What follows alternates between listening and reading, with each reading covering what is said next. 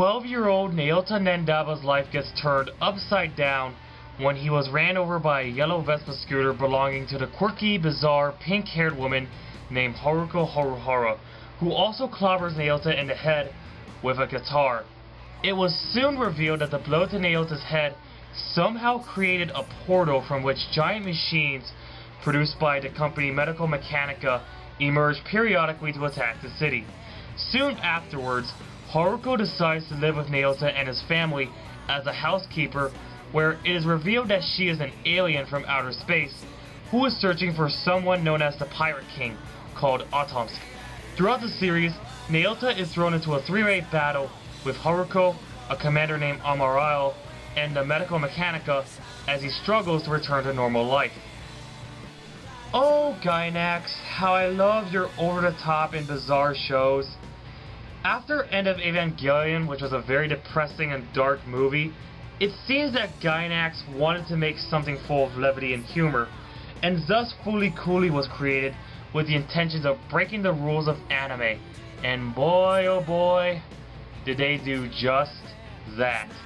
Fooly-Cooly not only moves at a neck-breaking speed, it also has some of the most ridiculous, most utterly insane moments that I have ever seen, and it will either make you scratch your head or make you laugh so hard that you will literally hurt yourself. It is that damn funny. Now, once you get used to the bizarreness that's in Fooly-Cooly, you'll start to realize that it's actually quite a deep show with a lot of themes going on, although some themes can be harder to interpret than others. Surprisingly enough, throughout all of this wackiness, the story is actually pretty straightforward. It's basically about Naota starting off as an antisocial kid who grows into a more selfless character by the end of the series. But the best aspect about this show, aside from the comedy, is without a doubt the characters. Most of them are colorful and varied, from the over-the-top, spunky Haruko to the socially awkward gaming nerd and older friend of Naota, Mamimi, to the silent but entertaining robot Kanti, who also serves as a badass fighting robot. These characters all have personalities that make them all likable and entertaining to watch.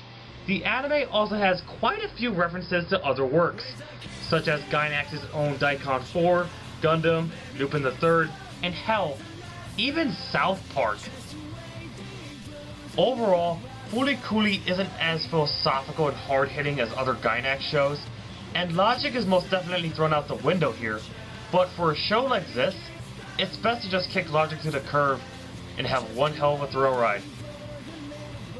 The art and animation in Fooly-Cooly is definitely a huge departure compared to Gainax shows of the past, for it is more cartoonish, quirky, dynamic, and full of variety. The battles with the robots are ridiculously insane and quirky, and the surrealism and bizarre moments are portrayed as visually exquisite. There is so much going on visually that it can sometimes be distracting, but generally speaking, Fooly-Cooly's cartoonish, quirky art is definitely a breath of fresh air compared to the more serious and dark-looking Evangelion. The music of Fooly-Cooly is amazing, particularly the insert songs by the band The Pillows. I love every single song in this series, with my favorite song being Right On Shooting Star, the ending theme of the series. They make the soundtrack iconic in its own way. I've only seen this show subbed, and have seen very little of the dub, but from what I have seen, it looks pretty good. As for the Japanese cast, well, I honestly don't know any of the seiyus, but I thought they did a great job. Not much else to really say here, except that the voice acting is pretty good. Fooly-Cooly is a unique show that is definitely memorable, and it's quite possibly one of Gainax's best works. The only problem is that the themes in the series are left for the viewer to think about and interpret, and it is definitely not an anime that everyone will get into. But overall, I say that Fooly-Cooly is an anime that I recommend viewing at least twice to understand and appreciate it. It's a fascinating comedy series with great humor and memorable characters. If you think you can handle it, then by all means check it out, but be warned, you're in for a hell of a ride. Final score, 9 out of 10.